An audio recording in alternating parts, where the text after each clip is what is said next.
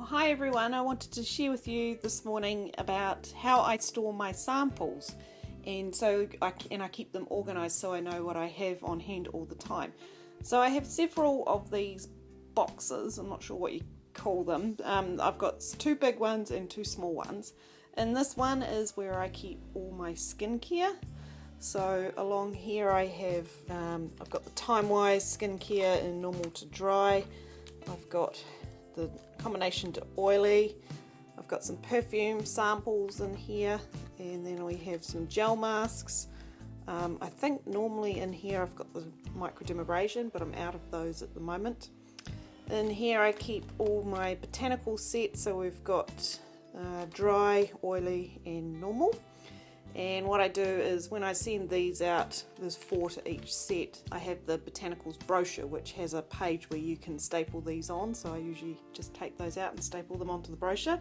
Haven't found my brochures yet though, so I'm hoping no one asks me for one of those at the moment. And then in this side here I have the old style foundations, so I've still got quite a few of those left, mainly the dark colours. I'm pretty much used up all the beige ones and the ivory ones, but I do still give these out because I have a comparison chart. So usually what I'll do is if I'm sending out a lookbook to someone, I'll just attach a couple of samples. If I know what colour they are roughly, I'll attach them to the book, and then if they like the formula I can then convert it to the new style foundation, which is these ones here. So that's my skincare box and how I keep those ones organised. This is the second large box that I have. So this one is the rest of my foundations and the cream lipstick. So I don't have every single colour, but I have most of them, definitely the most popular ones. So if someone says I'm really interested in a berry type lipstick, then I know I can just come in here and I can pull out a couple of the berry ones, the most popular ones, and post those out to them. And for the foundations, I pretty much have them in order, I think by their codes. Obviously I'm missing a couple of ivories because the lipsticks have snuck over there a little bit. And how I store them is I keep the combination to oily skin ones at the front, and then I've got the pink ones which are the normal to dry at the back, so I can see pretty easily when it comes time to doing my order what I'm getting low on, so I know to stock up on which ones that I need. So my third box is my eyeshadow box. This one's not quite big enough. This is only a small box and it's the perfect size for them, but I need more squares.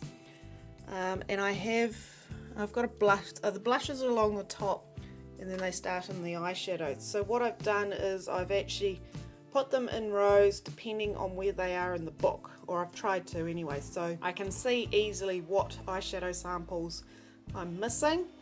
Unfortunately here in New Zealand we don't get all of the colours, so there'll be some colours that I never get, which is okay because obviously I don't have the capacity for them. I have some little cards that I make up with a face, and I'll put them into colour coordinations for people.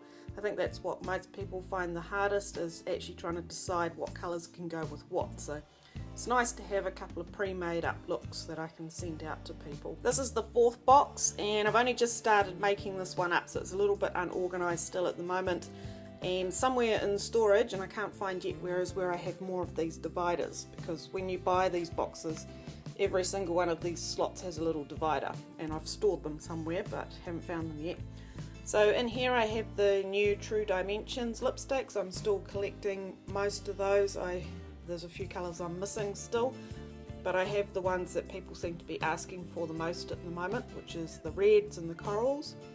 And then in here I had some spare eye cream samples, so I've just put them in there for the moment until I figure out the skincare box. So that's how I store my samples. It works really well for me. And then what I do is I then make up little packets of these with them in there, and I'll link a video below that shows you how I make these up. It's quite old, but the system is still exactly the same, except I now have these cute little polka dot bags which look really, really pretty. But in there is a sample, my business card. I've got some old business cards I'm trying to use up at the moment, and I have the information sheet that Mary Kay gives us on each product. And I keep them unsealed so that when it comes time to send out a customer order, I can just write a little note on it, seal up the bag and pop that in their order as well. So it's kind of a little gift / new product for them to try as well, and they love it. They really do love it. So there you go. I hope you found that helpful, and it's just my simple little storage system that works for me for keeping them organised, because they do get all over the place. If you have a storage system, I'd love to hear about it if it's different to mine. Otherwise, I hope this is really helpful, and I look forward to talking to you soon. Thanks guys, bye!